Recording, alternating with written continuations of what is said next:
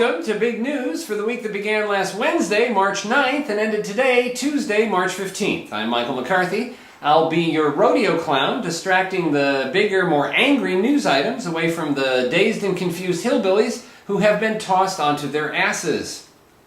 Friday's 8.9 magnitude earthquake off the northeast coast of Japan caused the Earth to shift on its axis and actually shorten the length of a regular Earth Day by a second and a half, requiring the original producers of the Broadway hit musical Rent to have another look-see at the lyrics of the show's anthem, Seasons of Love.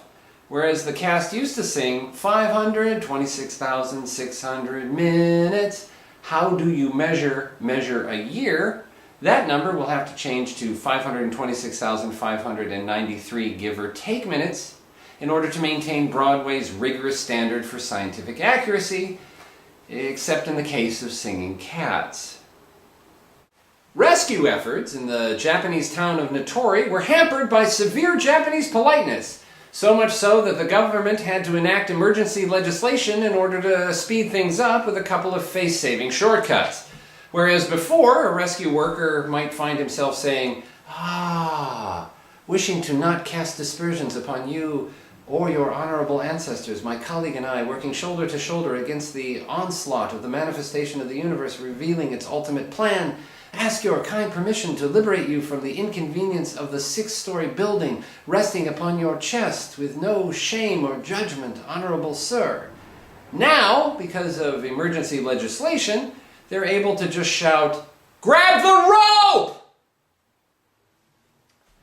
In the 12-mile radius surrounding the Japanese city of Fukushima, where sits the Fukushima nuclear complex, residents have been evacuated as a result of the tsunami damaging 2 of the power plant's nuclear cores and risking a complete meltdown on a par with 3 Mile Island or Chernobyl.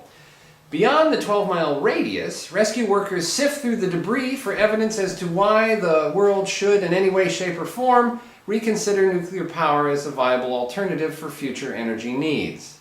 No evidence has yet to reveal itself.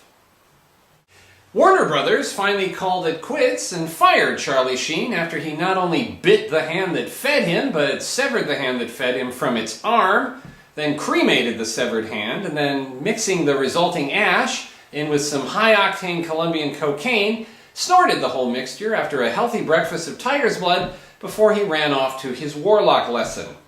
The producers of 2.5 Men plan to continue the series with a slight variation. Working in conjunction with Pixar, the series will relocate 4 miles off the Malibu coastline and will center around a dysfunctional family of sea cows called 2.5 Manatees. Hey citizens, comrades, and consumers, good news! Senior lawmakers in both parties said Congress would pass a stopgap spending bill to avert a government shutdown this week. Yay, more government! Yay, more leadership! Yay, more passing the buck onto the next generation as we slouch off to the restroom seconds before the Chinese waiter brings the bill for all the stuff on our plate we've barely touched. And with that in mind, I'd like to take you to my doorstep in West Hollywood, California. Let me just answer the door, then I'll fix the drinks. Jesus. Oh, hello, little girl. Can I help you? Yes, old man.